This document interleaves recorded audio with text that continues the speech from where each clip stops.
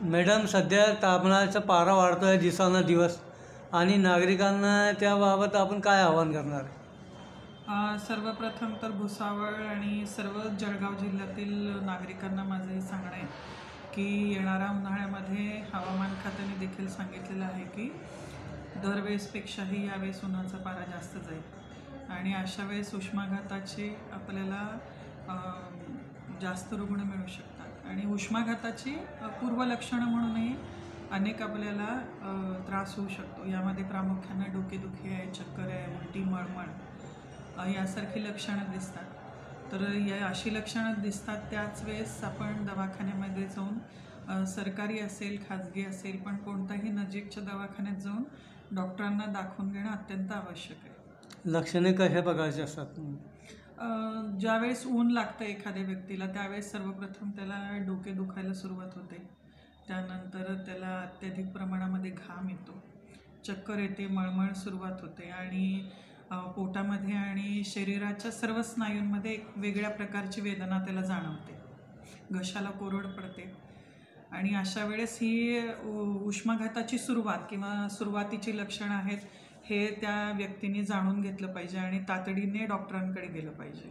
भरूनात बाहेर पडण्यासाठी आपण काय म्हणणार नागरिकांना? आपल्याला जर उष्माघातापासून आपल्याला आपल्या स्वतःचा बचाव करायचा असेल तर माझं सर्व लोकांना सांगणं आहे की कामाकरिताच घराच्या बाहेर पडा आणि शक्यतो 11च्या आधी आपली सकाळची कामं आटोपून घ्या आणि त्याच्यानंतर जर आवश्यक असेल तर दुपारी 4-4:30 नंतर बाहेर पडा।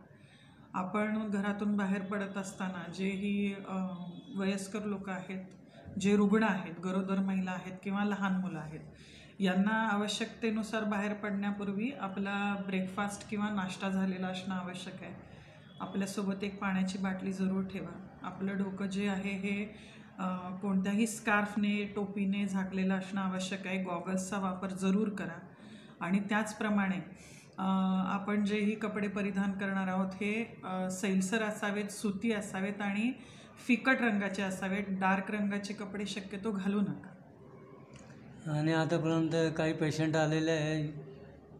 आता सध्या तरी नगरपालिका दवाखान्यामध्ये उलटी, मळमळ, चक्कर, डोकेदुखी अशा स्वरूपाची लक्षणं असणारे दिवसातून 2 ते 3 रुग्ण येत आहेत आणि आपण दवाखान्यामध्ये त्यांना आवश्यक ते इंजेक्शन, सलाईन देऊन आपण त्यांना भरती करत आहोत। उष्माघात कसा आणि मुख्य म्हणजे ज्या वेळेस आपल्याला चक्कर, उलटी, मळमळ अशा स्वरूपाची लक्षणं आपण बाहेर असताना आपल्याला दिसली तर आपण ताबडतोब जवळ जोही एखादं ठिकाण आहे की जिथे आपल्याला सावली मिळेल, जिथे पंख्याची सोय असेल किंवा थंडगार हवा मिळेल अशा ठिकाणी आपण बसावं, आपण पाणी प्यावं। शक्य असल्यास आपल्याला एखादं शहाळं, ज्याला आपण नारळाचं पाणी म्हणतो, ते पिणं अत्यंत उपयुक्त ठरेल। ऊसाचा रसही याच्यामध्ये उपयुक्त ठरतो, परंतु डायबिटीस असणाऱ्या रुग्णांना ऊसाचा रस चालणार नाही कारण त्यामध्ये साखरेचं प्रमाण अत्यधिक असतं, पण तरी ते अशा वेळेस पिऊ शकतात किंवा ORSचं पाकिट ह्याचं आपण पाणी बनवून पिणं आवश्यक आहे। हे काहीच जर उपलब्ध नसेल तर जेही जवळचे लोक आहेत यांनी अशा व्यक्तीला थंड किंवा पंख्याच्या ठिकाणी झोपून त्याचे कपडे सैल करावेत आणि त्याला पाण्यामध्ये मीठ आणि साखर हे टाकून तातडीने प्यायला द्यावं आणि मग थोड्या वेळानंतर त्याला जवळच्या दवाखान्यामध्ये भरती करावं। आणि आपल्या रुग्णालयात उष्माघात कक्षाची उभारणी केलेली आहे? उष्माघात कक्षाची आपण सुरुवात ही मार्च महिन्यामध्येच केलेली आहे आणि यामध्ये आवश्यक असणारे इंजेक्शन किंवा ज्याला आपण सलाईन म्हणतो, औषधांची उपलब्धता आहे। त्याचप्रमाणे कक्षामध्ये आपण पंख्याची सोय आणि कूलरची सोय केलेली आहे।